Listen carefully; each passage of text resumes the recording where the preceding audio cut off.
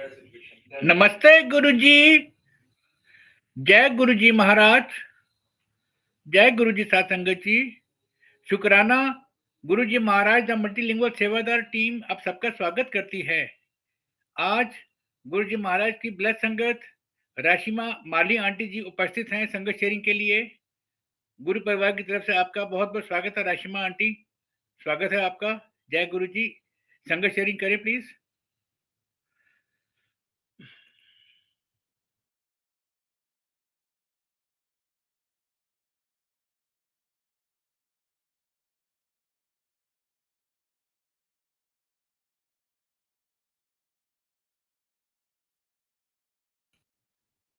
माली aunty अपने आप को अनम्यूट कर लें।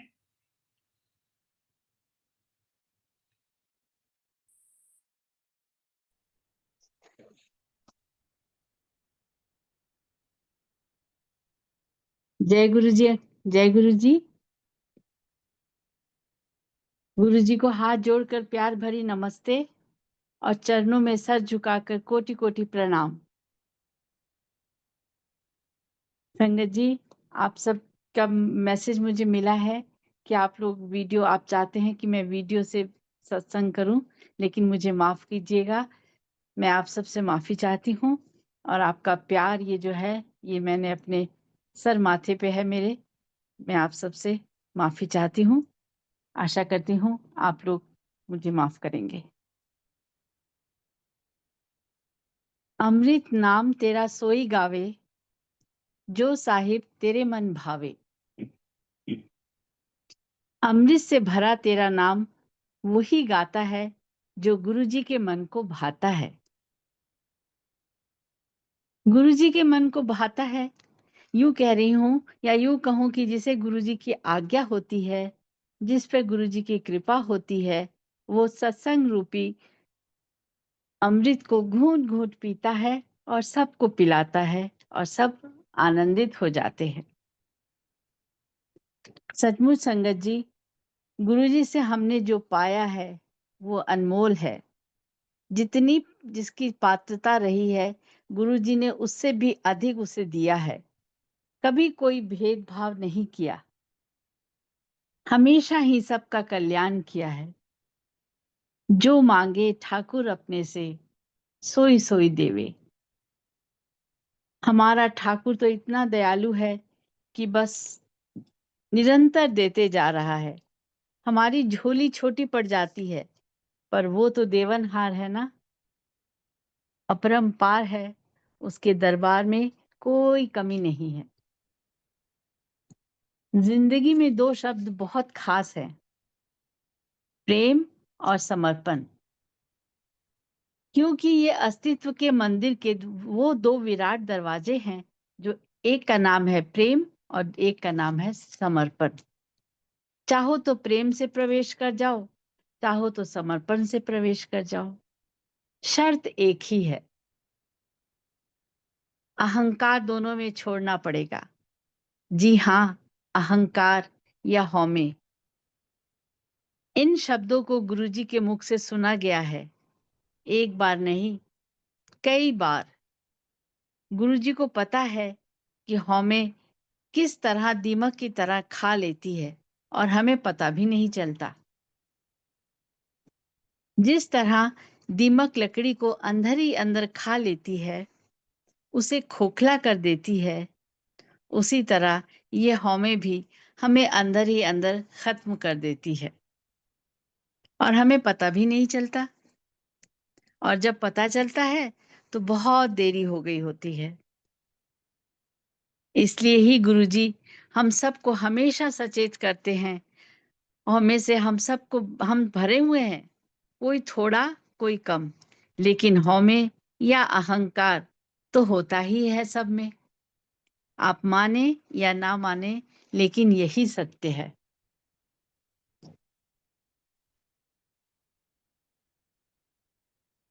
गुरुजी इसलिए हम सब कुछ चाहते थे कि हम सब इससे बच के रहें। अहंकार है, कितना किसमें अहंकार है ये तो हम जानते हैं, और किस तरह दूर करना है वो भी हम जानते हैं, हम पर ही निर्भर है। लेकिन गुरुजी के बताए रास्ते पर चलें और उनसे ही अरदास करें कि हे मालिक, हम इस अवगुण से बचाइए, हमें इस अवगुण से बचाइए और हमारा साथ दीजिए कि हम इससे बच के रहें। अब आइए बात करते हैं प्रेम और समर्पण की। कितने प्यारे और कितने सुंदर हैं ये दो शब्द। इनके द्वारा ही हम अपनी जर्नी जो गुरुजी तक ले जाती है हमें शुरू करनी चाहिए। गुरुजी के चरणों तक पहुंचने के लिए ये दो अनमोल शब्द है। इनका सहारा लेकर ही हमें आगे बढ़ना चाहिए। प्रेम शब्द सुनते ही आपके अंदर, आपकी आत्मा को वो छू लेगा। यूं महसूस होगा कि प्रेम की पराकाष्ठा तो केवल केवल और केवल ईश्वर ही है। जो प्रेम हमें ईश्वर से मिलता है, जिसे पाने के लिए हम तड़पते हैं, एक बार आपको उसका एहसास हो गया तो आप खुद खुद को खुशकिस्मत समझिएगा और खुद को। और गुरुजी तो प्यार का सागर है, अनंत है, जो निरंतर है। अगर आपको भी यह प्रेम या प्यार पाना है तो इस प्रेम के अथाह सागर में डूबिए और कुछ पाकर ही निकलिए। या पहले भी कहा है लेकिन फिर कह रही हूं, उतरा सागर में उसको ही मोती मिला, खोज की जिसने वो ही मुझे पा गया। नुक्ताची शंका वालों को मैं ना मिला, बस मुझे तो तेरा भोलापन भा गया। तूने मूरत कहा तो मैं भगवान था, तूने पत्थर कहा तो मैं पाषाण था। ये तो तेरे ही विश्वास की बात है, वरना जिसने पुकारा मैं झट आ गया। उतरा सागर में उसको ही मोती मिला, खोज की जिसने वो ही मुझे पा गया। सचमुच संगत जी, यदि आपके मन में इच्छा है, विश्वास है अपने प्रभु को पाने के लिए, तो बस एक ही तरीका है। कोई चालाकी नहीं, कोई समझदारी नहीं, बस ईश्वर को पाना है तो अपने भाव से, अपनी सादगी से पा लीजिए और कुछ करने की जरूरत ही नहीं। गुरुजी भी कहते थे, अंदर आन तो पहला अपनी अकल तरफल, जिथे जुत्ते लांदे हो उत्थे ही छड़ के आया करो। खाली होके आओगे तो इथों झोलियां भर के ले जाओगे। एक बात और कहते थे, सीधे करो आया करो ता सीधे कर जाया करो। रस्ते च किते भी रुकन दी लोड़ नहीं। गुरु जी की कही हुई ये एक एक बात सत्य है तथा अनमोल है। जब हम गुरु जी के पास जाते हैं तो उनकी ब्लेसिंग से भरे हुए होते हैं। इसलिए गुरु जी कहते थे, रस्ते च किते भी रुकन दी लोड़ नहीं, ब्लेसिंग्स लेके सीधे कर जाओ। हमें ये ब्लेसिंग्स भर भर के मिलती है, इसे किसी तरह भी गंवाना नहीं चाहिए। दूसरा रास्ता जो हमें गुरुजी तक ले जाएगा वो है समर्पण। समर्पण का अर्थ है खुद को अर्पित कर देना, खुद को सौंप देना। मेरा मुझ में कुछ नहीं, जो कुछ है सो तेरा, तेरा तुझको सौंपते क्या लागे है मेरा। खुद को सौंप देना या खुद को अर्पित कर देना, जितना कहना आसान है उतना ही करना मुश्किल। सचमुच संगत जी, हम सब तो यही कहते हैं, हमने अपने आप को गुरु जी को सौंप दिया है, गुरु जी को अर्पित कर दिया है, लेकिन क्या वास्तव में हम सब ये ऐसा कर पाए हैं? मैं सोचती हूँ कि कोशिश सब कर रहे हैं, लेकिन और करते रहना भी चाहिए। जब हम परेशान होते हैं, कोई कठिनाई आती है, कोई मुश्किल का सामना करना पड़ता है, उस वक्त हमें सिर्फ और सिर्फ भगवान याद आते हैं। उन्हीं से हम प्रार्थना करते हैं, उन्हीं से उम्मीद लगाते हैं, तो ईश्वर हमारी परेशानी, हमारी मुश्किल के लिए अवश्य आते हैं। लेकिन किसी की प्रार्थना तो वह झट सुन लेते हैं और किसी की प्रार्थना सुनने में थोड़ा वक्त लगता है, पर सुनते जरूर हैं। इससे पता चलता है कि हम कितने समर्पित हैं अपने ईश्वर के प्रति। इसीलिए गुरुजी भी कहते थे कि किंतु परंतु है, यानी उस संगत के मन में कुछ संदेह है, कुछ शंका है।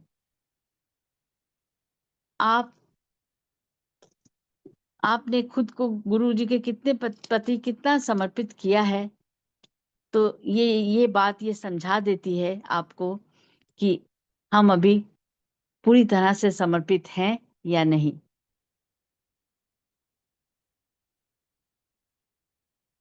आपके साथ जो भी हो रहा है, जैसा भी हो रहा है, आप उसे स्वीकार करेंगे, उसे गुरुजी की ही इच्छा समझेंगे। ऐसे कई सत्संग हमने और आपने सुने हैं। सत्संग सुन के सचमुच आपको बहुत शक्ति मिलती है। परिस्थिति कैसी भी हो, उसे स्वीकार करने की, उसे एक्सेप्ट करने की ताकत गुरुजी से मिलती है। ये हिम्मत, ये ताकत हमें सिर्फ और सिर्फ गुरुजी ही दे सकते हैं। हमें उन पे पूरा विश्वास, पूरी श्रद्धा रखनी चाहिए। आज कहाँ सत्संग नहीं हो रहे, विश्व के कोने कोने में गुरुजी का स्थान है, गुरुजी को चाहने वाले उनके भक्त हैं। देख के इतनी खुशी होती है कि बता नहीं सकती। बस आपका भाव देखकर गुरुजी चले आते हैं। मुझे याद आता है एम्पायर स्टेज, गुरुजी अपने आसन में बैठकर सारी दुनिया का कल्याण करते थे और मुस्कुराते रहते थे। उनकी वो मुस्कुराहट भला कौन भूल सकता है। कि वे मुखड़े तो नजरा हटावा कि तेरे विच रब दिसदा, दिल करदा है तकदी ही जावा कि तेरे विच रब दिसदा। जी हाँ, हम सब ने उस रब को देखा है। भले उस समय ना पहचाना हो, पर यूं लगता था कि इस नूरानी चेहरे को देखते ही जाएं और धीरे धीरे ये चाहत, ये तड़प इस कदर बढ़ गई कि बस गुरुजी के सिवा कुछ नजर ही नहीं आता था। मैं थर्सडे को जाती थी। ऐसी तड़प, ऐसी बेचैनी कि दिल करता था कि बस पंख लग जाएं और मैं उड़ के गुरुजी के पास पहुंच जाऊं। मैं समझती हूँ कि ये मेरी ही नहीं, हर संगत अपने मन में ऐसा ही सोचती होगी। हम सबको चैन तो गुरुजी के चरणों में पहुंचकर ही मिलता था। तेरी बंदगी से बढ़कर कुछ भी नहीं जहां में, मिले रूह को सुकून आकर तेरी पनाह में। वो अंपायर स्टेट का वातावरण, चाहे हम कितना भी कहना चाहें, कितना भी आप सबको बताना चाहें, लेकिन अधूरा ही रहेगा। वो तो सिर्फ और सिर्फ महसूस किया जा सकता है। हम अपनी भावनाओं को शब्द नहीं दे पाएंगे।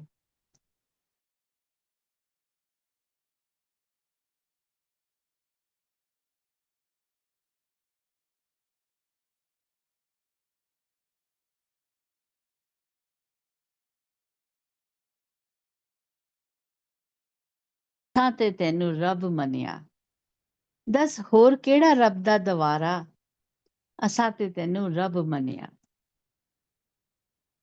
अपने तन की खाक उड़ाई, तब ये इश्क की मंजिल पाई। मेरी सांसों का बोले एक तारा, असां ते तैनू रब मनिया। तू माने या ना माने दिलदारा, असां ते तैनू रब मनिया। तुम बिन जीना भी क्या जीना, तेरी चौखट मेरा मदीना। कहीं और ना सजदा गवारा, असां ते तैनू रब मनिया। दस होर केड़ा रब दा द्वारा, असां ते तैनू रब मनिया। हंसते हंसते हर गम सहना, राजी तेरी रजा में रहना। तूने मुझको सिखाया है यारा, असां ते तैनू रब मनिया। तू माने या ना माने दिलदारा, असां ते तैनू रब मनिया।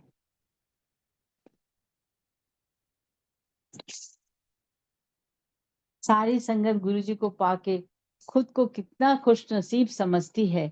आप कहीं भी हो, बस गुरुजी को याद में, गुरुजी के ख्यालों में, गुरुजी की सोच में डूब जाइए।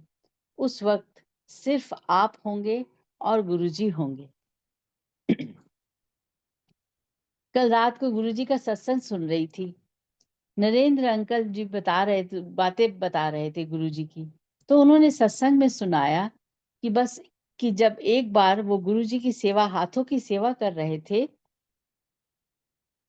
तो उन्होंने देखा कि कुछ उभरा हुआ सा है।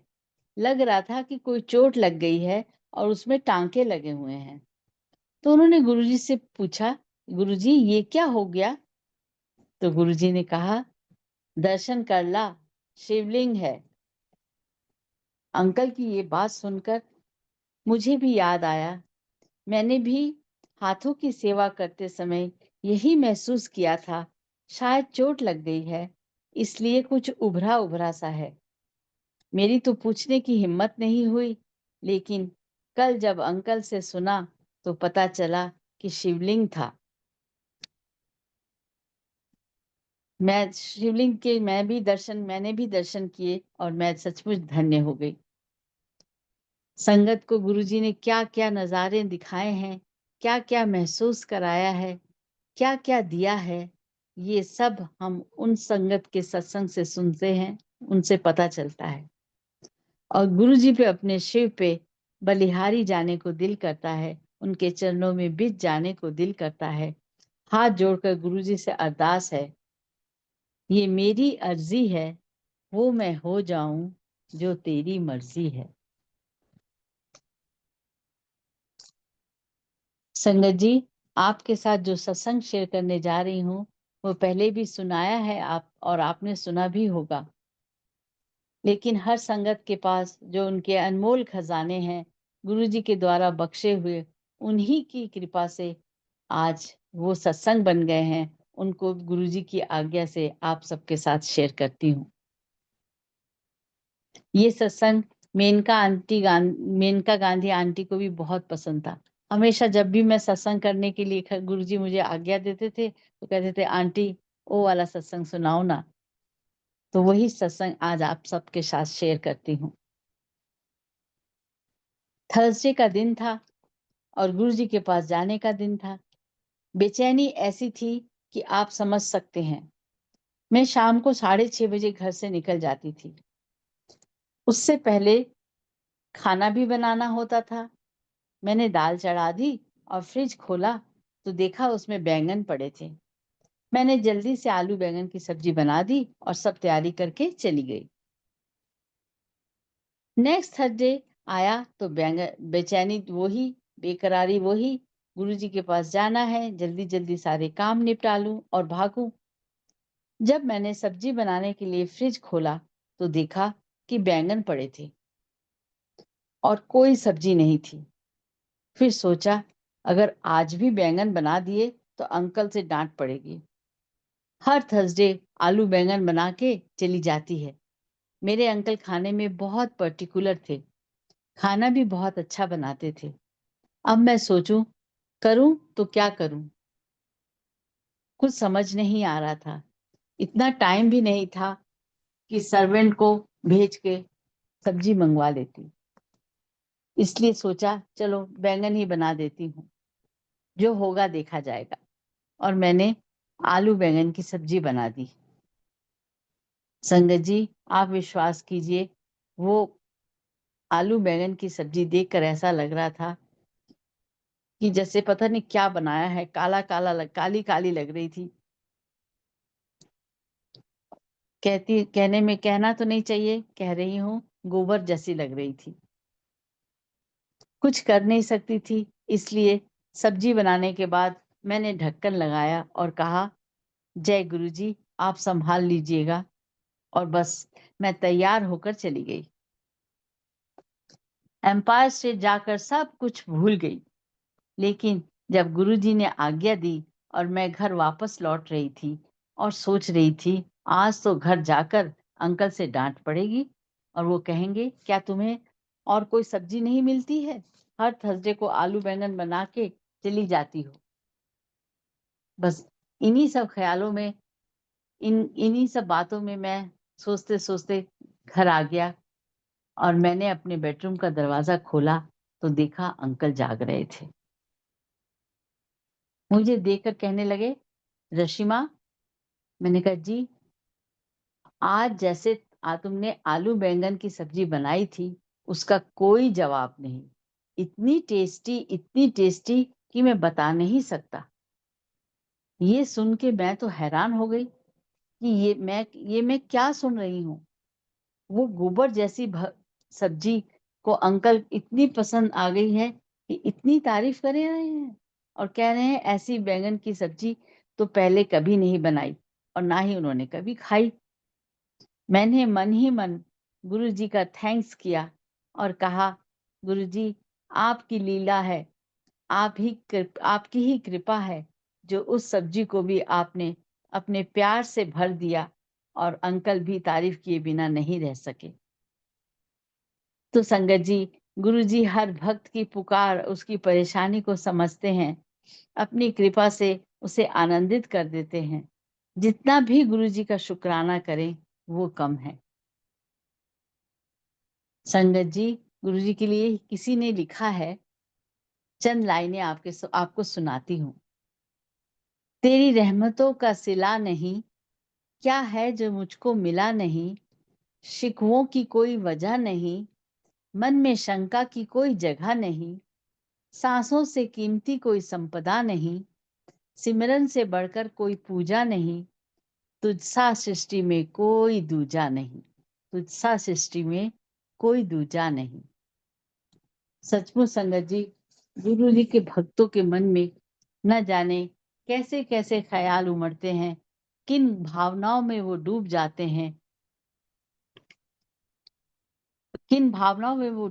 हैं, और जो उनके मन में आता है वो अपने भाव प्रकट करते हैं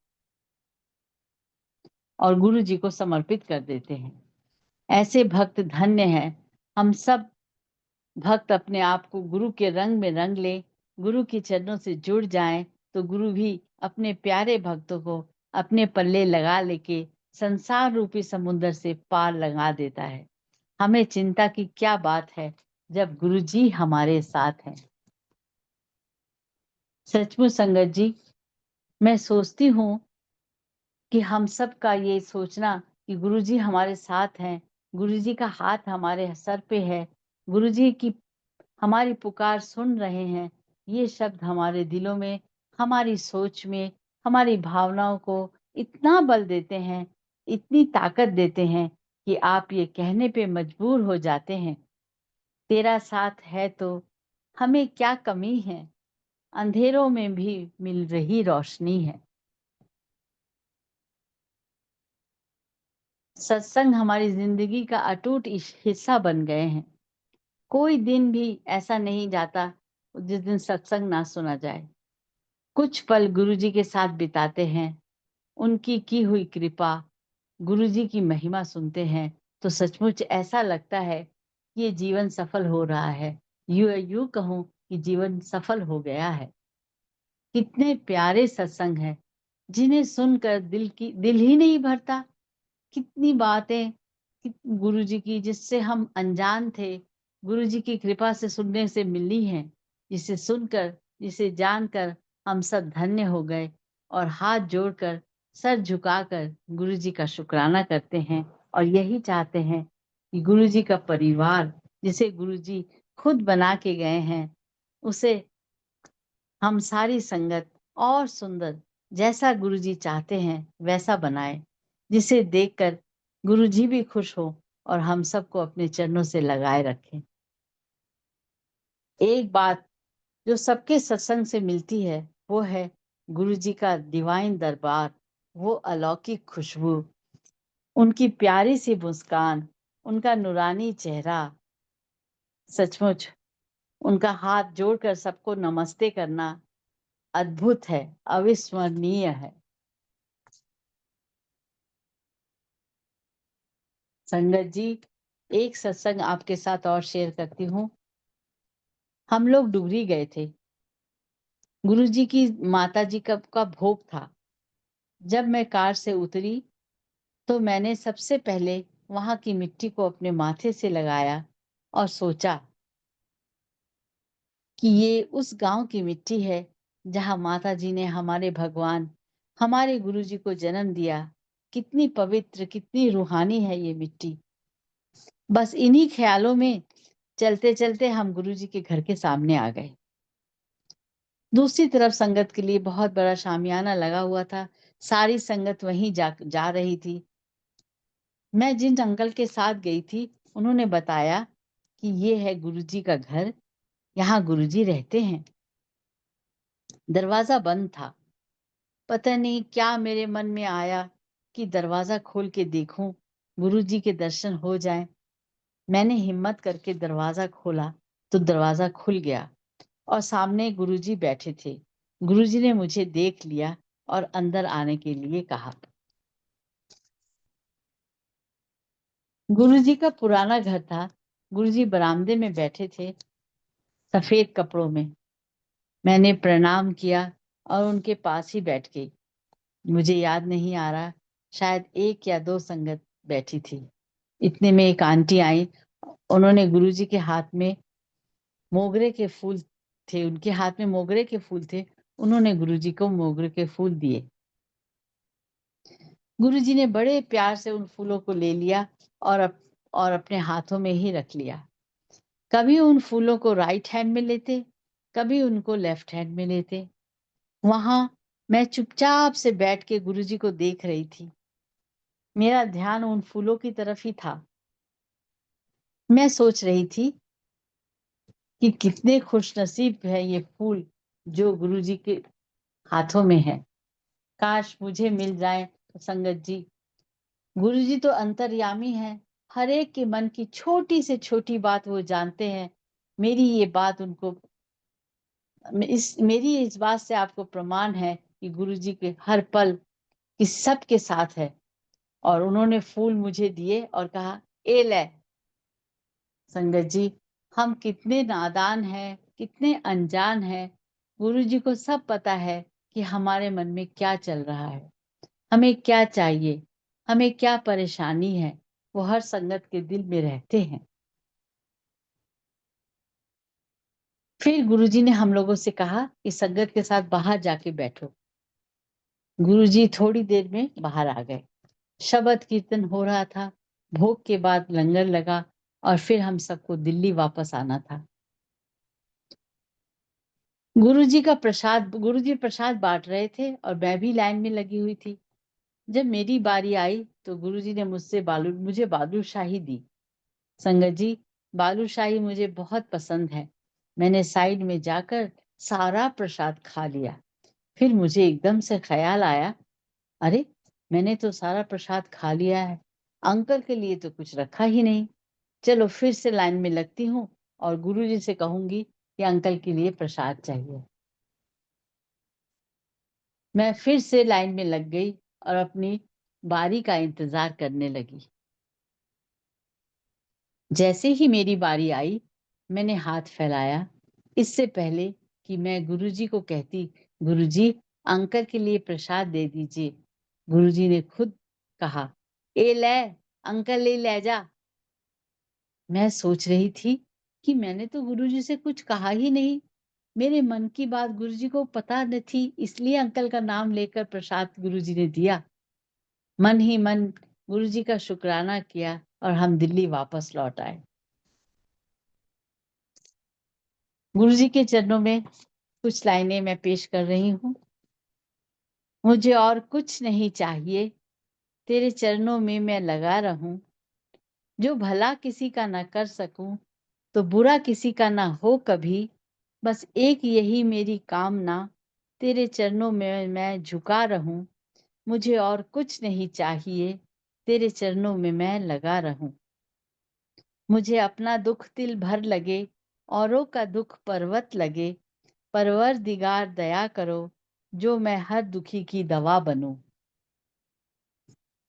मुझे अपनी भक्ति का में रंग के, प्रभु अपना कर तू रंग दे, अपना तू रंग दे। तेरी भक्ति हो मेरी जिंदगी, इसे दिल से मैं ना जुदा करूं। मुझे और कुछ नहीं चाहिए, तेरी भक्ति तेरे चरणों से मैं लगा रहूं। मेरी वासनाओं को तोड़ दो, जीवन में ऐसा मोड़ दो, तेरे नाम का सिमरन सदा करूं, हर पल हर घड़ी मैं किया करूं। मुझे कुछ नहीं चाहिए, मुझे और कुछ नहीं चाहिए, तेरे चरणों में मैं लगा रहूं। तेरे संतों का सदा साथ हो, मेरे सिर पे तेरा हाथ हो, तेरे नाम का अमृत सदा तेरे भक्तों से मैं पिया करूं। मुझे और कुछ नहीं चाहिए, तेरे चरणों से मैं लगा रहूं, तेरे चरणों से मैं लगा रहूं। इस भजन में जो कुछ भी लिखा है वो ही हर संगत चाहती है। हमें और कुछ नहीं चाहिए ही नहीं, सिर्फ और सिर्फ गुरुजी अपने चरणों से लगा के रखे, अपने से कभी दूर ना करे। हम सबका तो एक ही आसरा है, वो है गुरुजी।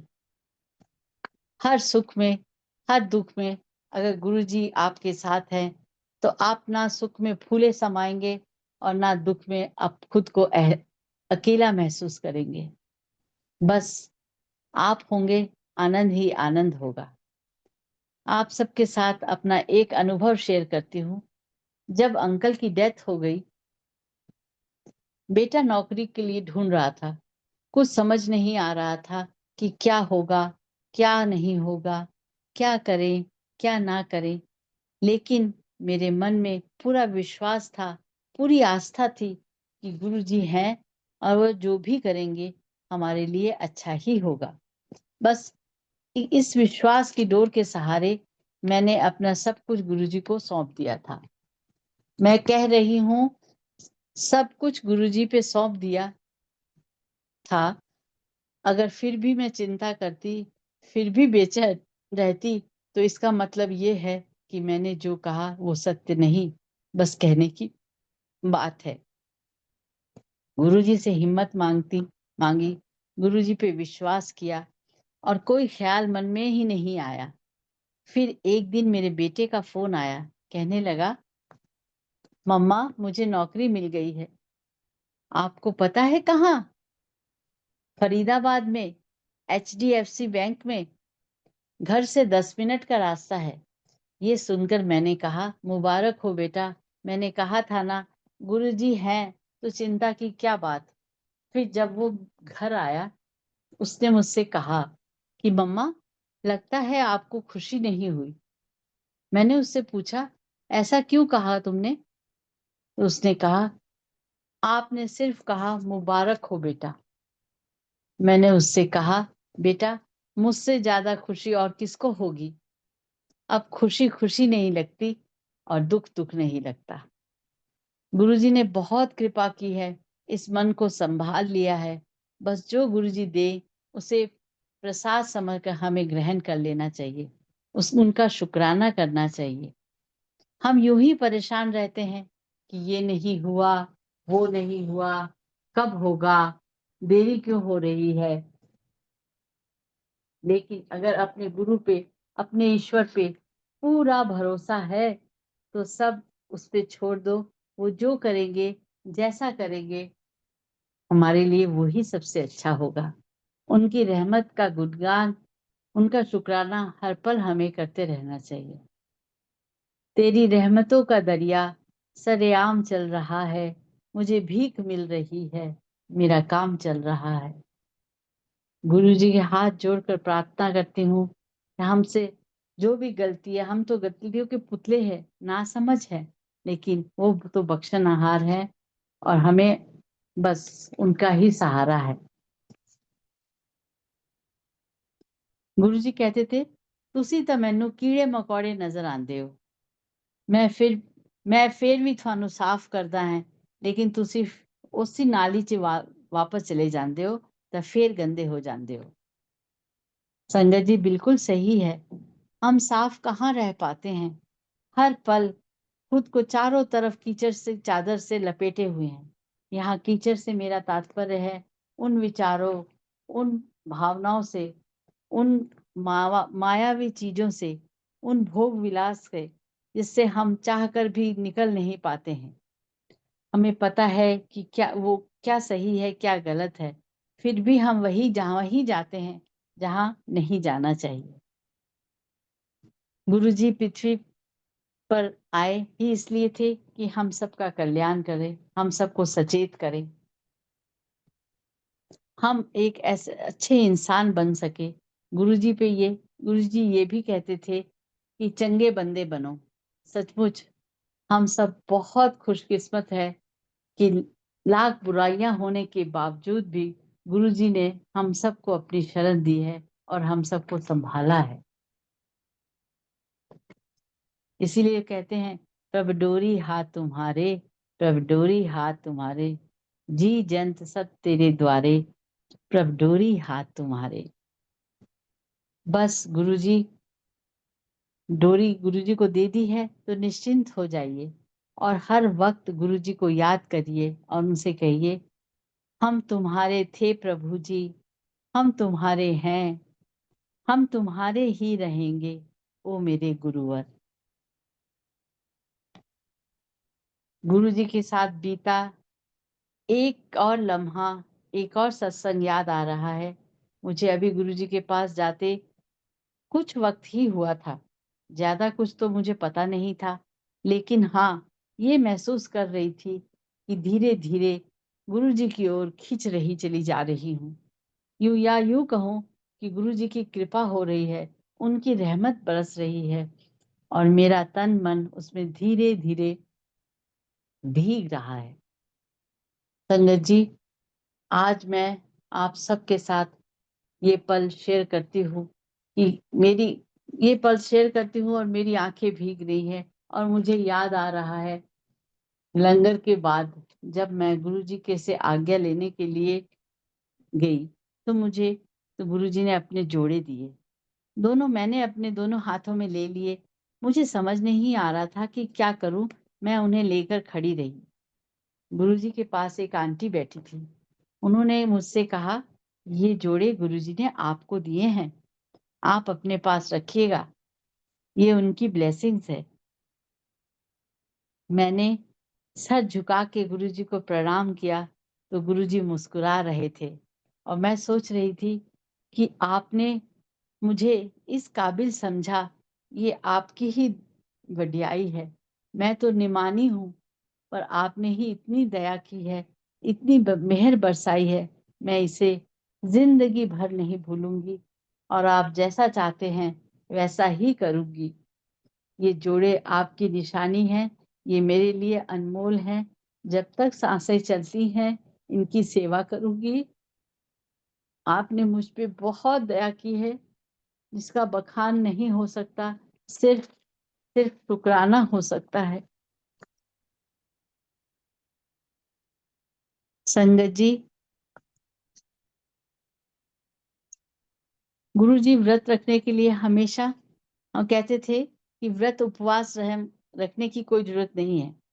ईश्वर को रिझा सकते हो तो व्रत रखने के ईश्वर से प्रसन्न होते हो तो व्रत रखने की जरूरत नहीं। ईश्वर प्रार्थना से नहीं, धारणा से नहीं, हमें अपने मन को साफ रखना है और ऐसी चीजों का व्रत अपना, मतलब बिना खाना खाए, बिना अपने शरीर को कष्ट देने की क्या जरूरत है। व्रत लेना है तो उन चीजों का लो जो हमारी बुराइयां हैं उनको हम निकालें। ऐसा व्रत के लगना चाहिए।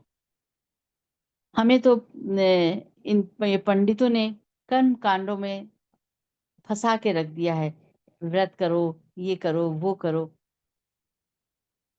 गुरुजी कहते थे कि मैं तुम्हें इन सब बातों से दूर करने आया हूँ और हमारे मन में जो वहम है, जो उनसे हमें छुटकारा देने आए हूँ। आज हम वही कर रहे हैं जो करते आए हैं। गुरुजी आपके बाहरी कर्म कांडों से नहीं, बल्कि आपके हृदय की पवित्रता, आपके कर्मों की अच्छाई से प्रसन्न होते हैं।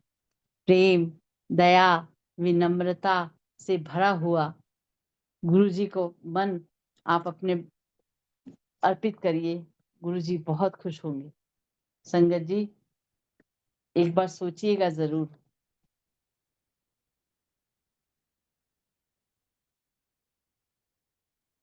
सत्संग की माला का एक और मोती जिसे गुरुजी की कृपा से आप सबके साथ शेयर करती हूँ।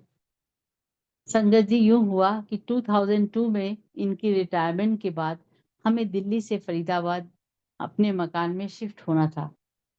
सारा सामान पैक हो चुका था। जितने भी कार्टन्स थे, सब गैराज में मैंने रखवा दिए थे। जिस कमरे का सामान था, सब कार्टन्स पे लिख दिया था ताकि पता चले इसमें क्या सामान है। नेक्स्ट डे हमें शिफ्ट होना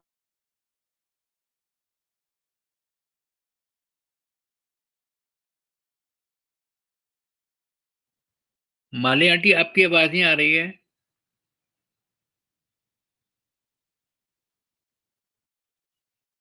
उस शाही क्या फैक्ट्री है? हाँ, शाही फैक्ट्री वहाँ पे थी गारमेंट्स की, वहाँ उसका ऑफिस था।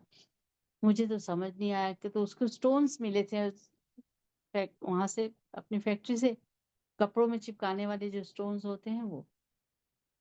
मैंने कहा बेटा वो आपकी एक छोटी सी डिब्बी कहाँ मैंने रख दी, मुझे तो याद नहीं आ रहा। मम्मी नहीं, मुझे तो चाहिए, मुझे तो चाहिए। अब मैं सोचूं कहाँ से ढूंढूं वो डब्बी। मैंने कहा ठीक है बेटा, मैं सारे कार्टन से एक एक करके खोलती हूँ, देखूंगी कौन से डब्बे में है।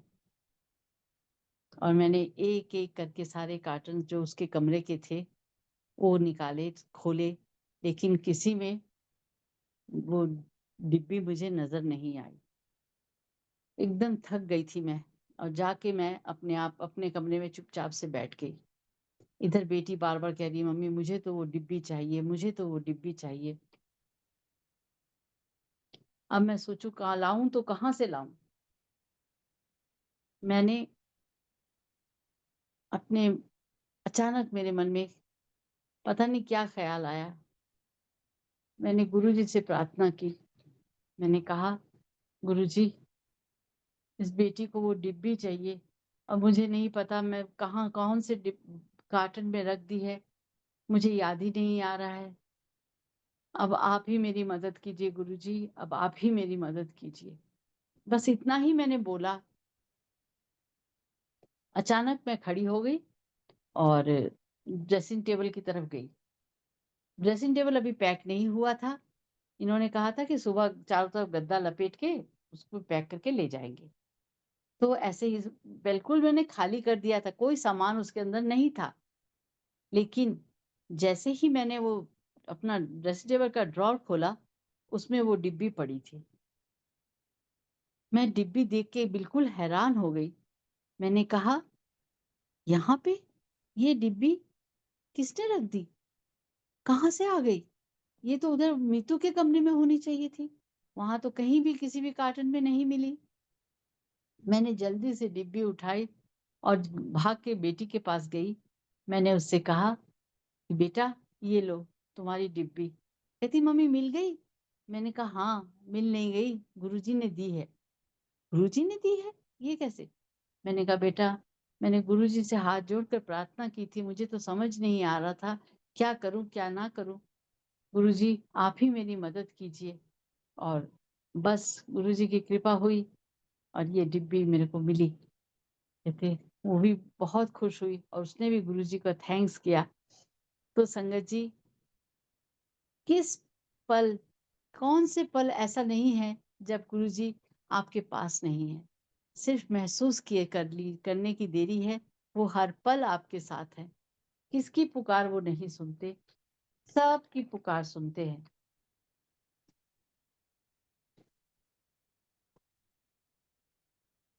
एक सत्संग आपके साथ और शेयर करती हूँ।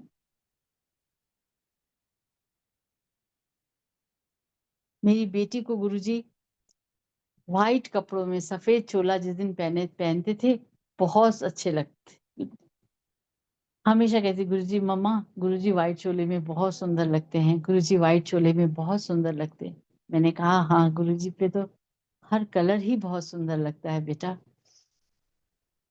तो लेकिन जिस दिन मेरी बेटी जाती थी उस दिन गुरुजी व्हाइट कपड़े ही चुके व्हाइट रंग का चोला ही पहने होते थे और वो खुश हो जाती थी। गुरुजी हर एक की भावनाएं समझते हैं।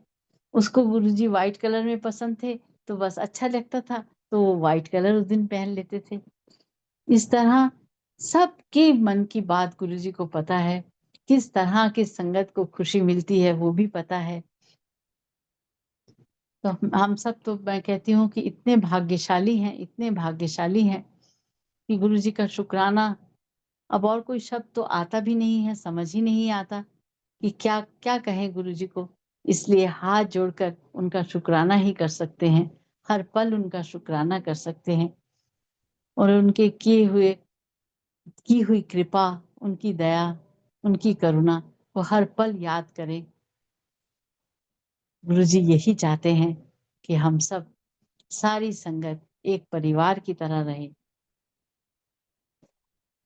गुरुजी ने इतना सुंदर हम सबको एक परिवार बना दिया है कि बस हम सब मिलजुल के रहें और आराम से जिंदगी गुजारे, गुरुजी को याद करें। इससे पहले कि मैं वो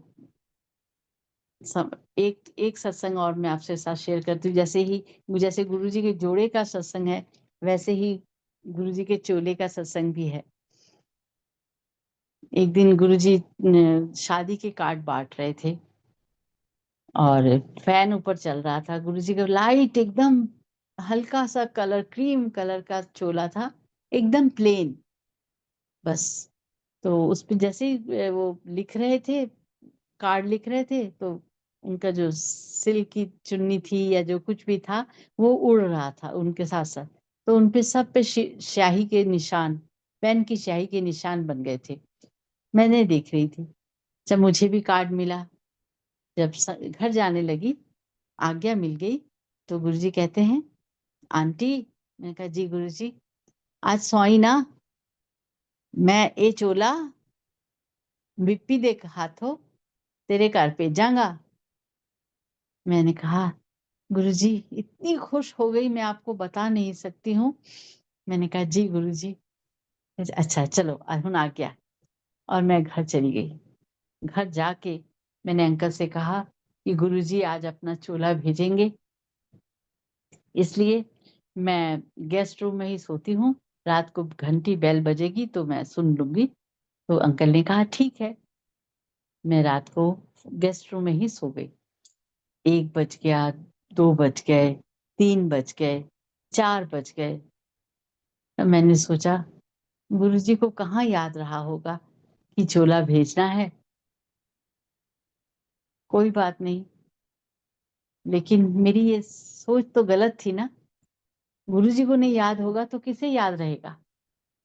भगवान वो तो ईश्वर है और ईश्वर की कही हुई एक एक बात सत्य है, अटल है।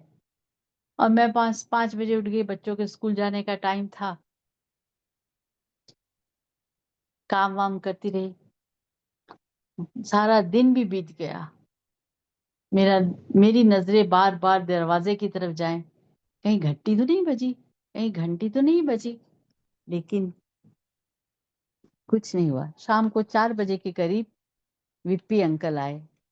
मैंने कहा अंकल, मैं तो सारी रात जागती रही, आपका इंतजार करती रही, चोले का इंतजार करती रही। गुरुजी ने कहा था कि मैं चोला भेजूंगा, लेकिन मैंने सोचा शायद गुरुजी भूल गए हैं। तो उन्होंने कहा आंटी, मैं क्या करूं। सुबह 4 बजे तो गुरुजी ने मुझे अपने वहाँ एम्पायर स्टेट से खाली किया। मैं घर गया, फिर ऑफिस गया। ऑफिस के बाद मैं अभी वहाँ से आपके लिए चोला लेके आया हूँ। मैंने कहा शुक्रिया, बहुत बहुत शुक्रिया अंकल आपका। और गुरुजी का शुक्राना तो हम कर ही नहीं सकते। इतने दयालु हैं, इतने कृपालु हैं। वो चोला भी गुरुजी का अब मेरे पास है। बहुत सिंपल चोला है। जैसे बाद में तो गुरुजी इतने सुंदर सुंदर चोले पहनने लगे, लेकिन जो मेरे पास है वो बिल्कुल सिंपल चोला है। वो गुरुजी की ही प्रसाद है मेरे लिए, गुरुजी की ही क्या कहूँ, अनमोल गिफ्ट है। वो गुरुजी के जोड़े और गुरुजी का चोला। जब भी गुरुजी को प्रणाम करती हूँ, सुबह उनकी जुतियों को उठाती हूँ, सर से लगाती हूँ, उन्हें साफ करती हूँ, कपड़े से साफ करके अपने माथे से लगाती हूँ, तो गुरुजी की याद आती है। उन्हें बहुत याद करती हूँ। क्या कहूँ, कैसे कहूँ? कुछ समझ ही नहीं आता। कई बार ऐसा होता है कुछ कहने जाती हूँ, लेकिन एकदम माइंड एकदम ब्लैंक हो जाता है। इतनी कृपा है कि बताए नहीं बता सकती हूँ। गुरुजी ने हमें जो भी दिया है, वो हमारे सर माथे पर है, और जो नहीं भी दिया है, तब भी हम गुरुजी को शुक्रिया करते हैं। उन्होंने जो ठीक समझा है, वो हमें दिया है, जो नहीं ठीक समझा, वो हमें नहीं दिया है, और जब होगा टाइम होगा तो वो भी मिल जाएगा। संगत जी, इससे पहले कि मैं अपनी वाणी को विश्राम दूं, सबसे पहले मैं गुरुजी का लख लख शुक्राना करती हूँ कि उन्होंने आज मुझे याद किया, और मैंने सत्संग के सहारे उन पलों को दोहराया, उन पलों को जी लिया। सुरेश वासंग अंकल, आपका भी बहुत बहुत धन्यवाद कि मुझे आपने सत्संग करने का ये सुंदर मौका दिया, और मल्टीलिंगुअल प्लेटफॉर्म के सभी सेवादारों को भी शुक्रिया अदा करती हूँ कि अगर कोई भूल हुई हो तो क्षमा चाहती हूँ। जाने से पहले 2 लाइनें कहूँगी। तमाम उम्र मैं जिसका तलाश में भटकता रहा, तमाम उम्र मैं जिसकी तलाश में भटकता रहा, एक दिन उस सद्गुरु ने मुझे दर पे बुला लिया, अपना बना लिया, दर पे बुला लिया। जय गुरु जी। जय गुरु जी महाराज।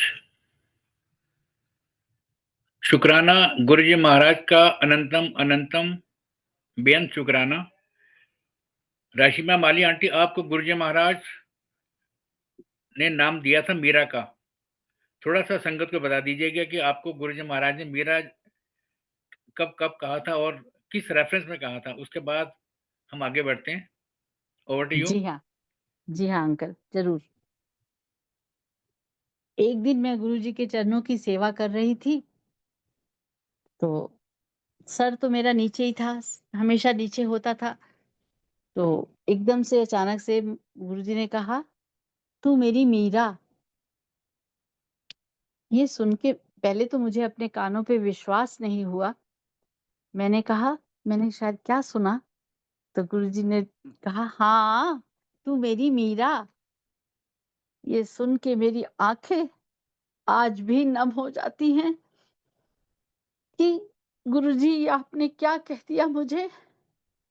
मैं इस काबिल नहीं हूँ, लेकिन आपने जब ये कहा है कि तू मेरी मीरा, तो गुरुजी आप खुद ही मुझे मीरा बना लीजिएगा, अपना बना लीजिएगा।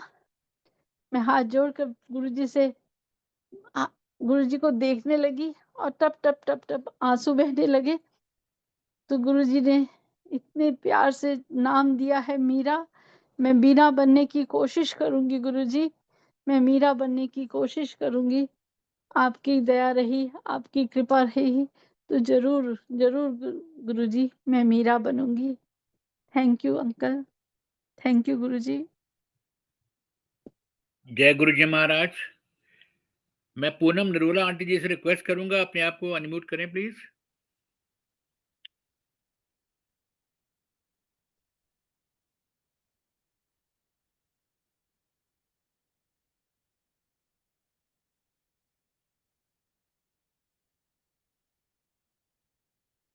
जय गुरु जी, जय गुरु जी।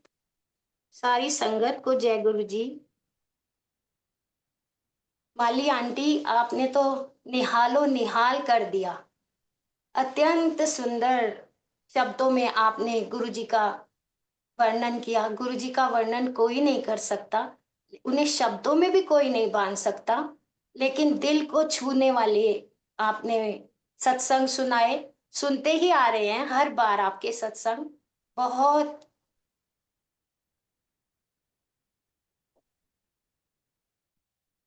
सुन पा रहे हैं। जय गुरु जी। हाँ जी, आपकी आवाज आ रही, पहले भी आ रही थी। अच्छा जी। तो आपने ना, अभी अंकल ने मुझे आदेश किया कि आपको धन्यवाद करना है, तो मैंने कहा आप जैसे सुंदर शब्द कहाँ से लाऊं, कहाँ से लाऊं। तो मैं एकदम से घबरा जाती हूँ जब अंकल एकदम से बोल देते हैं।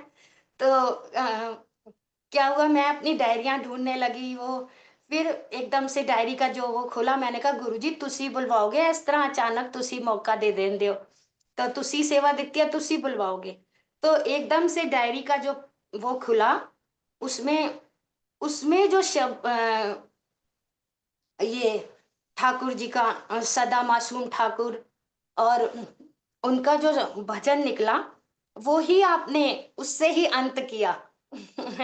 तो मैं तो क्या ही बोलूं, देखो गुरुजी कहते हैं ओ उस नाल बंद करेगी तू इस नाल शुरू कर।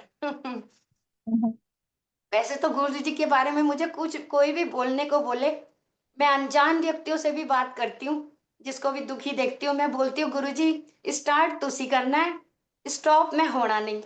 तो फिर गुरुजी जैसा बुलवाएं, आप जैसे शब्द नहीं है मेरे पास।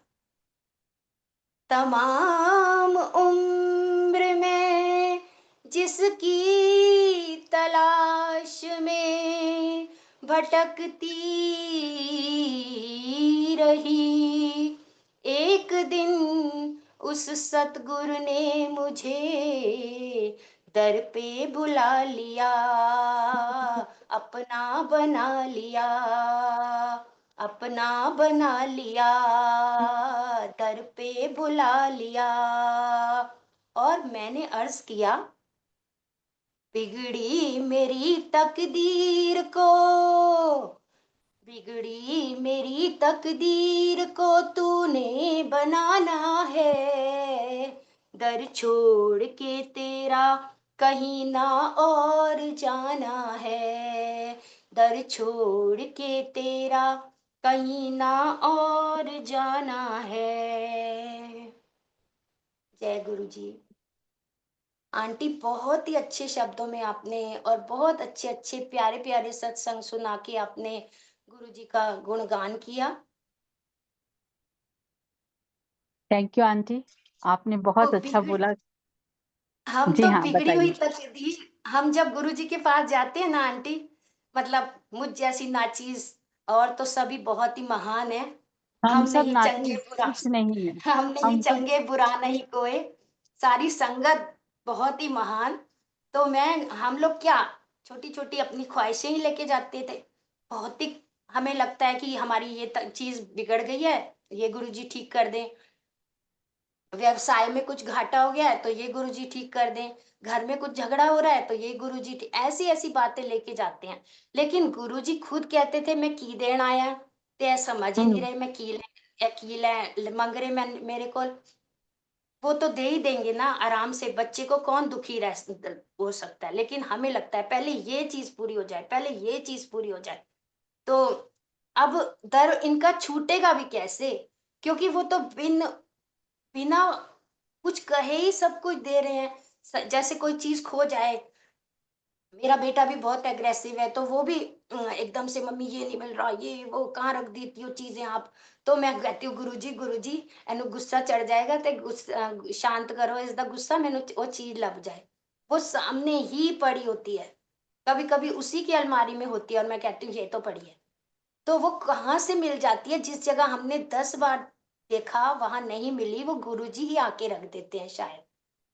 बिल्कुल सही इतने आंटी, महान बिल्कुल है, सही। किचन में भी कोई ऐसे गड़बड़ हो जाए, ऐसे मेरे भी बहुत ही सत्संग है आंटी, बहुत हर जैसे आपके थे उससे रिलेटेड मुझे भी अपने सत्संग याद आते जा रहे थे। तो गुरुजी क्या नहीं करते, तो ये एहसास कराते हैं कि मैं तेरे नाल आ, मैं तेरे नाल आ, हर वेले तेरे नाल आ, तो एवें क्यों परेशान होंदी रहनी है। तो बस हमें तो वो क्या देने आए थे, हमें देने आए थे अपना अमृत रस, तो हम हमें वो मांगना नहीं आता। तो इसीलिए आपने कहा कि मैं वो बन जाऊं जो तू चाहता है, कि मैं तो बंदा भी बनने के काबिल नहीं हूँ आंटी, मुझे तो ये भी नहीं पता कि बंदा कैसे बने आराम से, मतलब सहज रूप से। अब गुरु जी के दर पे आ गए हैं, कम से कम बंदा तो बन जाए, कि उन कि हम किस गुरु के, किस महान गुरु के हम शिष्य हैं, कम से कम उसको तो ना बदनाम करें। हम कुछ भी संसार में उल्टा सीधा करेंगे ना, पहले उंगली हमारे ऊपर उठेगी कि अच्छा ये सीख के आते हो सत्संग में, घर में भी अगर जवाब दे देंगे ना उल्टे सीधे, तो यही बोलेंगे कि अच्छा इसलिए जाते हो सत्संग। तो इसलिए जो करेंगे गुरुजी करेंगे। ऐसे भी नहीं, कर्म हमें अपने करने हैं, लेकिन माड़े कर्म नहीं करने। कि जैसे जो और रिचुअल्स में पड़े हैं, यहाँ भी अब भटक रहे हैं, वहां भी भटक रहे हैं, तो अब बस दर तेरा ही मिल गया है, अब कहीं और जाने की जरूरत ही नहीं है। घर में मैं बहुत मंदिरों गुरुद्वारों में जाती थी, गुरुद्वारों में इनफैक्ट अभी भी जाती हूँ लेकिन मुझे हर जगह गुरुजी ही दिखते हैं। मतलब मैं जो वाहिगुरु को अरदास कर रही हूँ आंखें बंद करके, तो वो मैं गुरुजी के चरणों में अरदास कर रही हूँ। और गुरुजी भी गुरुद्वारे जाया करते थे, बंगला साहिब के गुरुद्वारे में भी उन्होंने अखंड पाठ रखवाए थे। तो इस तरह अपनी माता जी के चले जा स्वर्गवास के बाद उन्होंने अपनी माता जी के लिए भी अखंड पाठ रखवाए थे। तो ऐसे मतलब घर में भी ये भी मेरा एक बहुत बड़ा सत्संग है कि मुझे गुरुजी ने पंजाबी से कैसे फिर से जोड़ा, और मेरे घर में कैसे वो अखंड पाठ का जो वो होता है, दरबार साहिब में जो गुरु जी का गुरु ग्रंथ साहिब जी है, उसकी छोटी छोटी सेंचियां होती हैं। मतलब ये छोटा सा सत्संग मैं सुना देती हूँ कि वो छोटी छोटी सेंचियां, मतलब मेरे बचपन से मेरा मन होता था आंटी संगत जी की, मेरे मैं कैसे पढूं जब मैं जाया करती थी बचपन से। और ये बात मैंने किसी को नहीं बताई थी कि मैं कैसे पढ़ सकती हूँ उसको। जब मेरे को पंजाबी आ भी गई तब भी मैं हिम्मत नहीं करती थी। लेकिन क्या हुआ, गुरुजी को वो बात मेरी याद थी कि ये पढ़ना चाहती है। तो गुरुजी मेरे को फिर पता चला इसकी सेंचियां होती हैं। मैंने पूछा गुरुद्वारे में, मैंने कहा अगर मैं खरीद लूं तो पड़ी रहेगी, मैं पढ़ ही नहीं पाऊंगी, पहले मैं पढ़ के देखूं कहीं से। फिर मैंने गुरुद्वारे में पूछा, वहां नहीं थी। किसी आंटी ने मुझे फोन करके कहा कि तुम्हें चाहिए, तो मैंने कहा हाँ चाहिए। तो उन्होंने बोला हिंदी की पंजाबी की, मैंने बोला हिंदी की। 3-4 बार उन्होंने फ़ोन करा, थोड़े-थोड़े दिनों बाद उनके हस्बैंड ने बोला हिंदी की, पंजाबी की। उन्होंने बोला, मैंने हर बार हिंदी बोला, और पीछे से हर बार मुझे गुरुजी कहते थे कि गुरमुखी लेनी है, गुरमुखी लेनी है। मैंने कहा गुरुजी मुझे नहीं आती है, अटक-अटक के पढ़ती हूँ। तो और इतना बड़ा ग्रंथ अटक-अटक के पढ़ूँगी, कब कब पूर्ण होगा? तो और 2-2 3-3 भाग हैं उसके। तो गुरुजी बोलते हैं कि नहीं गुरमुखी लेनी है, गुरुआं दे मुख तो निकली हुई बाणी है, कह रहे आपा पढ़वावांगे। तो जब मैं उनके घर लेने गई तो बच्ची सिर्फ गुरमुखी की थी। तभी भी उन्होंने बोला कि कौन सी चाहिए, तभी भी मैंने बोला कि गुरमुखी वो हिंदी चाहिए। उन्होंने बोला सॉरी आंटी, अभी तो बस गुरमुखी वाली बच्ची है। तो अब धन पढ़वा धन भी वही गुरुजी रहे। महाराज, धन धन गुरुजी महाराज। हाँ जी। तो आपने जो बोला ना, अमृत रस हर कीरत नो, को विरला पीवे, को विरला पीवे। तो आपने तो पूर्ण रूप से पी लिया। मीरा हर कोई नहीं बन सकता आंटी। मीरा ने कितने कितने कष्ट झेले, आपने भी बॉम्बे में रह के अपने पति की सेवा करी, और किसी को ऐसे फोन नहीं करा। छोटा सा गुरुजी का स्वरूप था, उन्हीं को अरदास करते रहते थे आप। और गुरुजी आपके साथ थे, जैसे मीरा के साथ कृष्ण थे। इसीलिए वो किसके साथ, कभी किसी के साथ साईं बाबा बन जाएंगे, किसी के साथ राम, किसी के साथ कृष्ण। तो उनके तो हजारों रूप हैं, है ना गुरुजी, तेरे हजारों हाथ। ऐसे ही जो जहां जहां जैसी तकलीफ में है वो वहां वैसे उन्हें आके वो करते हैं, संभालते हैं। तो अमृत रस आपने पी लिया आंटी। ये तो हम भी अरदास करते हैं कि ये अमृत रस गुरुजी हमें भी पिलाएं। उसके बाद मेरे को ना गुरुजी माँ रूप में लगते हैं। तो मतलब बहुत ही प्यार। पापा तो फिर भी कभी कभी डांट दे, माँ तो लाड प्यार, और हमारी कमियों को छुपाना, हमारे ऊपर पर्दे डालना कि चल कोई नहीं हर बात में। ऐसे ही गुरुजी हम कितनी बेवकूफियां करें, हर बार करें, लेकिन हर बार प्यार करते हैं। कभी कभी ऐसे लाड कौन, इस 60 साल की उम्र में कोई लाड लड़ाता कभी सोचा भी नहीं था कि बुढ़ापे में हमें कोई लाड लड़ाएगा। हम भी नहीं लड़ाते अब अपने बच्चों को, बड़े बड़े हो गए कि गले लगा ले किस कर ले, नहीं, बस गुरुजी करते हैं। तो कैसे कह दे वो नहीं है। ठंडी छांव में हमें रखते हैं, जैसे कहते मावा ठंडियां छावा। ठंडी ठंडी छावां सानू देण वालिया, जीवे जीवे सदगुरु मेरा जीवे, ओ साईं मेरा जीवे, मेरा वालिया ठंडी छावां मावां वाली देण वालिया। तो इसी तरह वो अपने आंचल की छांव में रखते हैं हर संगत को। वो हमारी बुराई, हम सोचे ना हम अच्छे बन जाएंगे तब गुरु के पास, हमारे अंदर तो इतनी भी ताकत नहीं है कि हम अपना भांडा साफ करें। हर सत्संग में जाके कुछ ना कुछ गलतियां करके साफ कराने के बजाय भांडा और गंदा करके ले आते हैं। इसने क्या करा, उसने क्या करा, ये वो सबकी कमियां देखते रहेंगे, अपने अंदर नहीं झांकते कि हम क्या करने आए हैं। ये सत्संग की जो घड़ियां मिली है बहुत मुश्किल से मिली हैं, तो जो हम करने आए हैं वो करें बस। यहाँ पे दुनियादारी बहुत निभा ली हमने, अब जय कि गुरु जी। इसको नमस्ते नहीं करें। जय जय गुरु गुरु जी जी, अंकल, शुक्राना गुरु जी। बहुत बहुत शुक्राना। आपने सुंदर भाव से बोला है आपने, पूनम डोला आंटी। आज बस मैं 2 लाइनों के साथ आंटी का धन्यवाद करती हूँ और गुरु जी का जी शुक्राना आंटी, करती हूँ कि उन्होंने जी मौका आंटी, दिया।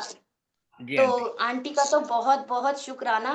काश हम भी मीरा बने गुरु जी की, तो थोड़ा सा चरणों की धूल गुरु जी की हमें भी मिल जाए, उनकी मिट्टी की धूल, क्योंकि बहुत तरस रही हूँ। इतने कई 1 साल हो गया होगा, 1 डेढ़ साल की बड़े मंदिर नहीं गई, डुगरी नहीं गई, 2 साल हो गए शायद बड़े डुगरी गए हुए। तो गुरु जी इस नाचीज को भी बुलाएं जल्दी जल्दी। तेरा जिक्र है या इत्र है, जब जब करती हूँ महकती हूँ बहकती हूँ चहकती हूँ, कि तेरा जिक्र है या इत्र है, तेरा फिक्र है या फक्र है, जब जब करती हूँ मचलती हूँ उछलती हूँ फिसलती हूँ, पागल की तरह खुशबुओं में निखरती हूँ, बहकती हूँ निखरती हूँ चहकती हूँ, तेरा जिक्र है जब जब करती हूँ मचलती हूँ उछलती हूँ फिसलती हूँ। जय गुरु जी, जय गुरु जी, शुक्राना। जय गुरु जी शुक्राना आंटी। गुरु जी। बहुत प्यारा बोला आपने aunty, thank you. Guru Maharaj की कृपा आप पर बनी रहे। और राशिमा माली आंटी, गुरु परिवार की तरफ से बहुत बहुत आभार। बहुत अच्छे अच्छे आपने सत्संग सुनाए। हम सब पर गुरु महाराज जी की कृपा बनी रहे। अब हम